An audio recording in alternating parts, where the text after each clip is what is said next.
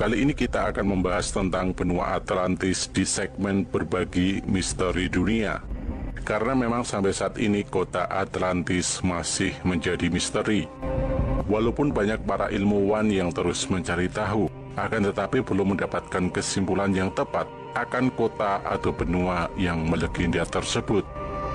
Kisah Atlantis, benua yang hilang itu konon berasal dari Mesir kuno, yang kemudian menyebar melalui tradisi lisan kepada politisi Athena Solon, dan akhirnya kepada Plato, yang menuliskannya sekitar tahun 360 sebelum Masehi. Plato menggambarkan benua itu utopis, dibangun di atas serangkaian pulau dan dihuni oleh ras keturunan dewa, yang memiliki semua yang mereka inginkan. Plato menulis Atlantis berlokasi di Mediterania dekat pilar Hercules.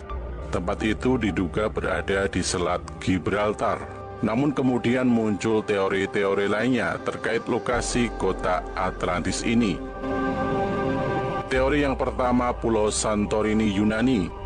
Menurut penjelajah Robert Ballard, kemungkinan yang paling menarik adalah Atlantis yang ditulis Plato itu terinspirasi oleh kehancuran Minoa, pulau yang berada di Yunani. Ada yang menyebut pulau itu hancur karena letusan gunung berapi sekitar tahun 1600 sebelum Masehi.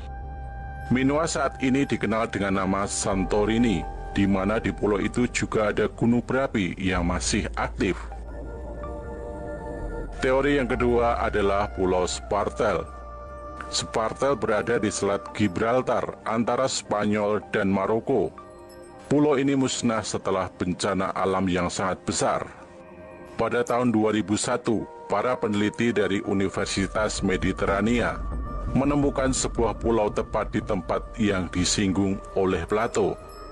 Jacques Collina-Girat sedang mempelajari naik turunnya permukaan laut untuk melihat apa dampaknya terhadap kemampuan manusia purba untuk melakukan perjalanan antar benua.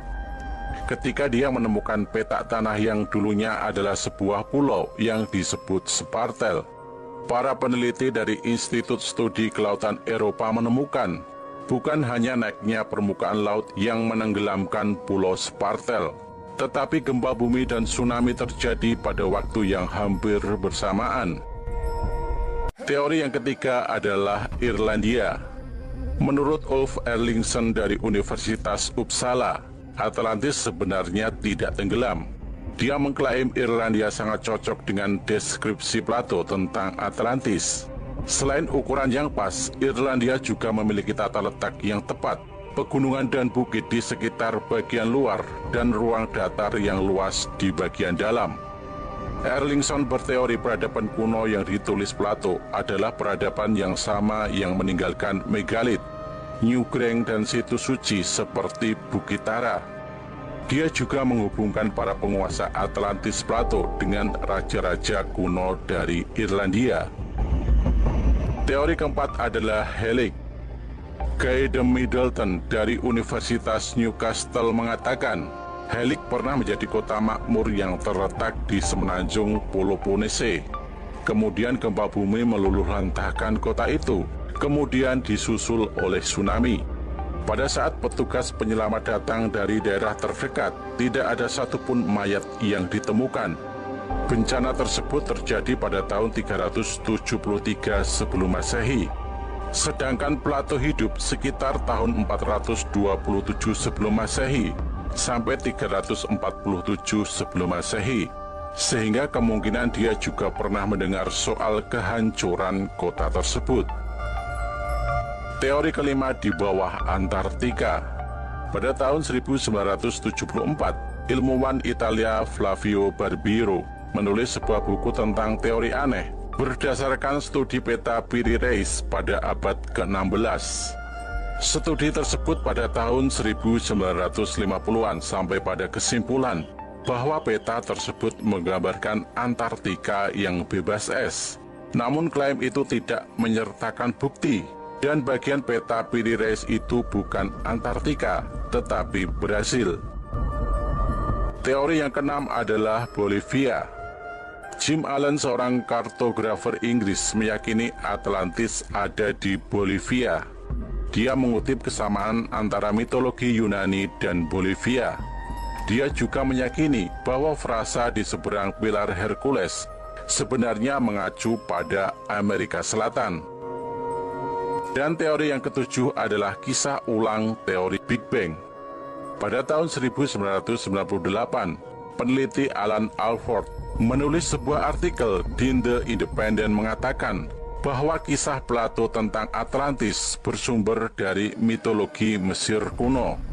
Dia mengatakan dalam kisah penciptaan mitologi Mesir kuno, digambarkan ada sebuah pulau yang melayang di angkasa, dan dewa-dewa yang turun ke bumi berasal dari pulau tersebut. Menurut Alford, cerita-cerita itu berasal dari fenomena yang sangat nyata, termasuk hantaman meteorit. Dan dari sana Plato menerjemahkan mitologi ini ke dalam cerita Yunani.